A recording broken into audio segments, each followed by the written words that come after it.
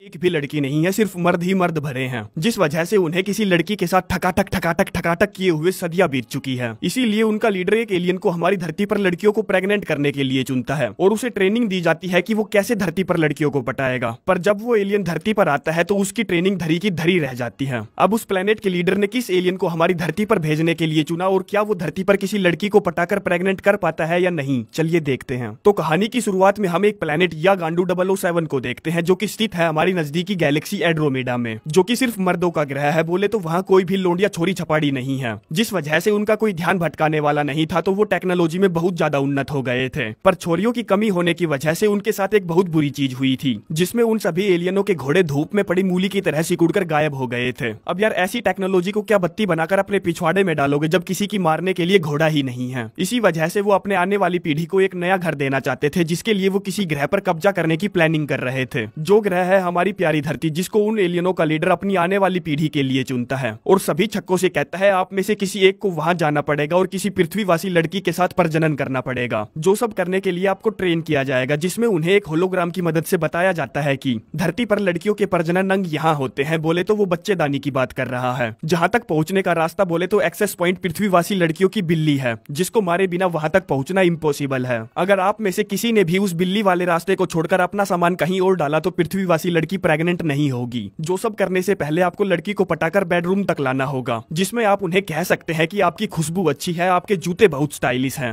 जो सुनते ही वो लड़कियां एक ही झटके में आपसे पट जाएंगी। आगे एक एलियन जिसका नंबर 14141714 था, उसे एक होलोग्राम के सामने बैठाकर उसका टेस्ट लिया जाता है, जिसमें वो उससे कहता है आपके जूते बहुत स्टाइलिश है, मुझे पसंद आए। लड़की उसे थैंक यू बोलती है। 14141714 पूछता है क्या मैं अपने घोड़े को तुम्हारी गुफा के दर्शन करा सकता हूँ? वो कहती है हाँ क्यों नहीं। जिससे होता तो कुछ नहीं, बस अब 14141714 पहला ऐसा खिलाड़ी बन चुका था जिसने 10 सेकंड के अंदर किसी लड़की को बजाने के लिए पटा लिया था। आगे लीडर उसे टेस्ट पास करने की बधाई देता है और पृथ्वी पर भेजने की तैयारी करता है। कहता है हमने तुम्हें पृथ्वीवासी औरतों के बारे में बहुत कुछ समझा दिया है, पर फिर भी तुम्हें अपनी बुद्धि और सूझबूझ का इस्तेमाल करके किसी की कोख में अपना बीज बोना होगा। और जिस हिसाब से तुमने 10 सेकंड के अंदर टेस्ट को पास किया है, उससे हमें विश्वास हो गया है कि तुम आसानी से किसी की भी ले सकते हो। तुम्हारा धरती पर नाम होगा निकोलस बवासीर और तुम्हें एक घोड़ा भी दिया जाएगा, क्योंकि बिना घोड़े के तो तुम किसी की मारने से रहे। वहीं धरती पर हम हवा में एक हवाई जहाज को देखते हैं, जिसके पायलटों को रेडार पर कुछ गतिविधि दिखती है, जो कि लगातार उन्हीं की तरफ बढ़ रही थी। जो सब उनको घंटा भी समझ में नहीं आता कि ये सब क्या चल रहा है। तभी वो अजीब सी चीज उनके प्लेन से टकरा जाती है, जिससे प्लेन को घंटा भी नुकसान नहीं होता। बस एक नीली सी रोशनी चमकती है और पूरे प्लेन में उथल पुथल मच जाती है। हम प्लेन के बाथरूम में देखते हैं, जहाँ निकोलस बवासीर अब धरती पर आ चुका है, जिसमें उसका लीडर उसे यहाँ छोड़ने आया है। बवासीर कहता है देखकर तो लगता है कि यहाँ के लोग हमारे ग्रह से 10,000 साल पीछे हैं। पता नहीं ये इंसान कब समझेंगे कि हवा में उड़ने के लिए गोलाकार प्लेन सबसे ज्यादा बेस्ट है। लीडर कहता है अपना ज्ञान पेलना बनकर और याद रख कि तेरे पास सिर्फ 2 दिन है किसी भी लड़की को प्रेग्नेंट करने के लिए, जिसके बाद बच्चा पैदा होने तक तुझे यहीं रुकना होगा, जिस बच्चे को तू वापस अपने ग्रह पर लाएगा। आगे निकोलस बवासीर बाथरूम से बाहर निकलता है और प्लेन में बैठी सभी लड़कियों को अजीब नजरों से देखने लगता है, जिसमें वो एयर होस्टेस से कहता है मेरी जान तू बिल्कुल वैसी ही है जैसी मेरे बच्चों की माँ होनी चाहिए। वो कहती है सर प्लीज आप अपनी सीट पर बैठ जाइए। निकोलस कहता है यार तूने क्या गजब का परफ्यूम लगा रखा है और तेरे जूते भी अच्छे हैं। पर ये ट्रिक उस एयर होस्टेस पर काम नहीं करती, तो वो कहती है बे साले अपनी सीट पर बैठ जा वरना बहुत पिटेगा। जिससे उसको समझ में आ जाता है कि यहाँ उसकी दाल नहीं गलेगी, तो वो अपने लिए दूसरी बकरी ढूंढता है। अब ये लड़की प्लेन में पहली बार बैठी थी तो उसकी फटी पड़ी थी, जिस पर वो उससे कहता है डर मत मेरी जान, डर मत, क्योंकि जब जब लड़कियां डरती है मेरा उनकी मारने का मन करता है। वो पूछती है क्या? बवासीर कहता है आपके जूते बहुत अच्छे हैं और आपसे खुशबू भी बहुत अच्छी आ रही है। तो ये बताओ जहाँ तुम जा रही हो वहाँ किसी से अपनी मरवाने जा रही हो या ऐसे ही घूमने जा रही हो? वो कहती है मैं अपने पति से मिलने जा रही हूँ। जो सुनते ही बवासीर समझ जाता है कि ये बकरी भी उसके लिए नहीं बनी है। आगे अब प्लेन लैंड हो जाता है और निकोलस बवासीर जो अपने कर्तव्य का पक्का था, वो उस एयर होस्टेस के फिर से चेप हो जाता है, जिसमें वो पता नहीं उससे क्या बोलता है कि वो उसे एक जड़ देती है। जिसके बाद वो एक बैंक में पहुंचता है, जहाँ उसके लीडर ने अपनी टेक्नोलॉजी की मदद से वहाँ पहले ही उसकी जॉब के लिए अप्लाई किया हुआ था। इसीलिए उसे वहाँ एक झटके में जॉब मिल जाती है, जहाँ वो जिस भी लड़की को देखता है बस उसे पेलने के बारे में सोचता है। इसीलिए रात के टाइम वो अपने कलीग हेरल्ड के साथ एक नंगे क्लब में जाता है, जहाँ उसे एक लड़की पसंद आ जाती है। तो वो उसकी लेने के लिए उसे कमरे में ले जाता है, जहाँ उसका नकली का घोड़ा वाइब्रेट कर रहा था और उससे आवाज आ रही थी जो आवाज सुनकर वो वेश्या लड़की उससे पूछती है ये आवाज कैसी। वो कहता है कौन सी आवाज, बाहर ट्रैफिक से आ रही होगी। लड़की कहती है ठीक है ये लो बाल छतरी अपने हथियार पर चढ़ा लो। जिस पर वो उससे कहता है मुझे माफ करना, मेरे लीडर ने इस तरह के काले जादू का इस्तेमाल करने से साफ साफ मना किया है। उन्होंने मुझसे कहा था कि जब भी मैं किसी लड़की की मारूं तो मेरे और उसके बीच में कुछ नहीं होना चाहिए। जो बात उस वेश्या को पसंद नहीं आती तो वो उसे बिना दिए ही चली जाती है। अगली सुबह उसका कलीग हेरल्ड उससे पूछता है तो भाई रात को कितनी बार ली। वो कहता है यार सच बताऊं तो काम नहीं बना। हेरल्ड कहता है अगर तुम्हें किसी की बजाने की इतनी चूल मची है तो आज तुम मेरे साथ नशा मुक्ति के अंदर चलो। वहाँ साली वो लड़कियां आती है जिनको दारू पीने की लत लग चुकी है और वो दारू छोड़ना चाहती है, जिस वजह से वो अंदर से टूटी हुई होती है, जिनको पटाना और पेलना बहुत आसान होता है। जो आइडिया निकोलस बवासीर को ठीक लगता है तो वो दोनों शाम के टाइम नशा मुक्ति के अंदर पहुंचते हैं। जहाँ पहुंचते ही हेरल्ड को कोई मिल जाती है तो वो उसके साथ निकल लेता है। वहीं बवासीर को भी एक बेवड़ी पसंद आ गई थी जिसका नाम बेबुनियाद था, जो उसे देख रही थी, पर निकोलस की उससे बात नहीं हो पाती क्योंकि तभी वहाँ वो एयर होस्टेस आ जाती है जिसके साथ उसने मूवी की शुरुआत में बकचोदिया की थी, जिससे वो फिर से कहता है तुम्हारी महक अच्छी है, तुम्हारे जूते भी अच्छे हैं, तो क्या तुम अपने वीसीआर में मुझे अपनी टेप डालने दोगी। जिस पर वो एयर होस्टेस उसे हाँ कर देती है क्योंकि उसका बॉयफ्रेंड उसे छोड़कर चला गया था। आगे निकोलस बवासीर जब उसकी लेने की फिटिंग बैठा रहा था तो उसका घोड़ा फिर से वही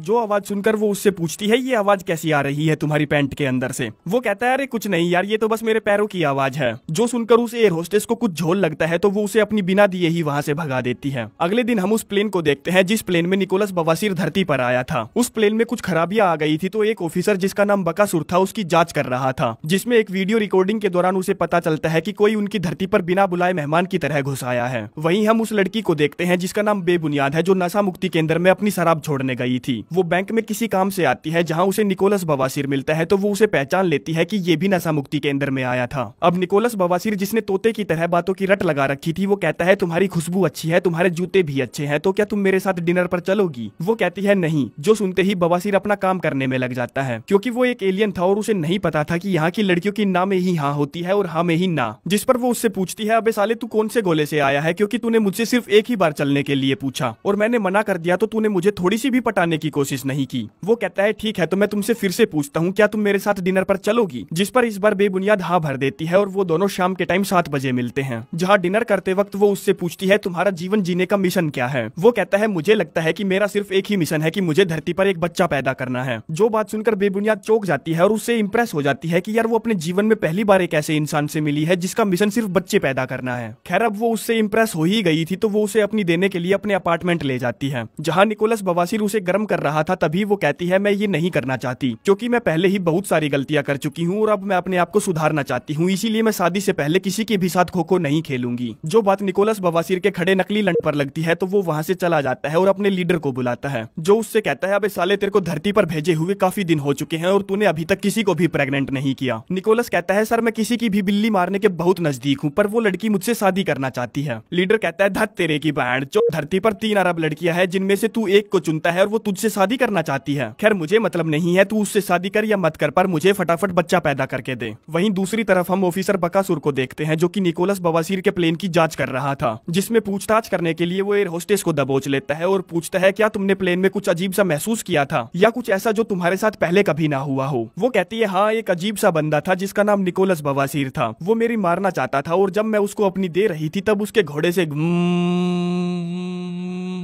करके वाइब्रेशन की आवाज आ रही थी। जो बात ऑफिसर बकासुर को अजीब लगती है तो वो फटाफट उस प्लेन के सारे पैसेंजर्स की लिस्ट चेक करता है जिसमें उसे निकोलस बवासीर का नाम नहीं मिलता। वहीं बेबुनियाद फिर से एक बार निकोलस बवासीर से मिलने बैंक जाती है जहां निकोलस बवासीर उससे शादी करने के लिए कहता है और बेबुनियाद जिसकी अकल पर पत्थर पड़े थे उसे हाँ कर देती है, जिसके बाद वो दोनों धूम धड़ाके से शादी कर लेते हैं और हनीमून पर निकोलस बवासीर उसकी 21 घंटों तक लगातार थूक लगाकर मारता है और अगले दिन से ही उसको डंडा दे देता है कि प्रेगनेंसी टेस्ट करके मुझे बता कि तू प्रेग्नेंट हुई है या नहीं, क्योंकि वो जल्द से जल्द अपने मिशन को कंप्लीट करके अपने प्लेनेट पर वापस जाना चाहता था। जो बात बेबुनियाद को बहुत अजीब लगती है कि भला ऐसी भी क्या जल्दी है बच्चा पैदा करने की, पहले मजे तो ले लो। खैर जो भी हो निकोलस बवासीर पूरे एक हफ्ते में उसकी 126 बार लेता है और हनीमून से वापस आकर सीधा बैंक पहुंचता है, जहां उसे पता चलता है कि उसके कलीग हेरल्ड ने उसके साथ धोखा किया है, क्योंकि जो काम निकोलस बवासीर ने किया था उस काम को वो अपने नाम से बैंक में सबमिट कर देता है, जिससे उसका प्रमोशन हो जाता है। जो बात निकोलस को बिल्कुल भी अच्छी नहीं लगती तो वो गुस्से में अपने घर की तरफ रवाना हो जाता है, जहाँ घर पर बेबुनियाद अपनी सहेलियों को अपने हनीमून के बारे में बता रही थी कि उसने मेरी बहुत अच्छे से मारी, पर यार जब भी वो जोश में आता था ना तो उसका घोड़ा वाइब्रेट करने लगता था, जो सुनकर उसकी सारी सहेलियां चौंक जाती है। क्या मतलब है तुम्हारा? वो कहती है हाँ, उसका घोड़ा वाइब्रेट होता है और उसमें से हमिंग साउंड निकलती है। जिन बातों पर उसकी सहेलियों को यकीन नहीं होता तो उनमें से एक बोलती है कि जब मैं एक काले आदमी के साथ रिलेशनशिप में थी तब जब वो मेरी पिंकी मारता था तब उसका घोड़ा हमेशा सीटी मारता था। जो सुनकर सारी लड़कियां हंसने लगती है तो वो कहती है हाँ, उसका घोड़ा सच में सीटी मारता था, क्योंकि जब वो मेरी लेता था तो हमेशा किचन में चाय की किटली पर चाय बना रहा होता था। तभी घर पर निकोलस बवासीर आता है और सीधा अपने कमरे में चला जाता है बिना बेबुनियाद की सहेलियों को हाय बोले। जहाँ अकेला खड़ा खड़ा वो सोच रहा था और हैरान था कि भला उससे गुस्सा क्यों आ रहा है, जबकि वो तो एक एलियन है, उसके अंदर तो ये भावनाएं होनी ही नहीं चाहिए। तभी वहाँ बेबुनियाद आती है और उससे पूछती है तुम्हारे साथ क्या हुआ है, जिसको वो बैंक में घटित हुई सारी बातें बताता है और उससे पूछता है तो क्या तुमने प्रेगनेंसी टेस्ट किया। जो सुनते ही बेबुनियाद उस पर भड़क पड़ती है कि बाहर जो तूने एक ही चीज की रट क्यों लगा रखी है, जबकि तुझे पता है कि मैं पहले बहुत ज्यादा शराब पीती थी, जिस वजह से शायद मेरे हार्मोन्स डिसबैलेंस हो गए होंगे, इसीलिए जरूरी नहीं है कि मैं माँ बनूं, हम प्यार करने के लिए एक बच्चा भी तो गोद ले सकते हैं ना। जो सब निकोलस बवासीर के लिए बहुत बुरी खबर थी तो वो ठेका शराब देसी पर दारू पीने पहुंचता है। तभी वहाँ उसके कलीग हेरल्ड की वाइफ आती है, जिससे अपने काम का बदला लेने के लिए वो उसकी वाइफ से कहता है तुम्हारे जूते अच्छे हैं और तुम्हारे परफ्यूम की महक भी बहुत अच्छी है। जिसके बाद वो एक दूसरे से बातें करने लगते हैं और सीधा सीन कट होता है और हम देखते हैं कि वो खुदाई खेल रहे हैं, क्योंकि निकोलस बवासीर को अपना बच्चा पैदा करने वाला मिशन किसी भी हाल में पूरा करना था। पर अब तक सब कुछ गड़बड़ हो चुका था, क्योंकि निकोलस बवासीर का हथियार अब जोर नहीं मार रहा था। इसीलिए वो बाथरूम में जाकर उस पर मुठ बरसाता है कि बाणचोद खड़ा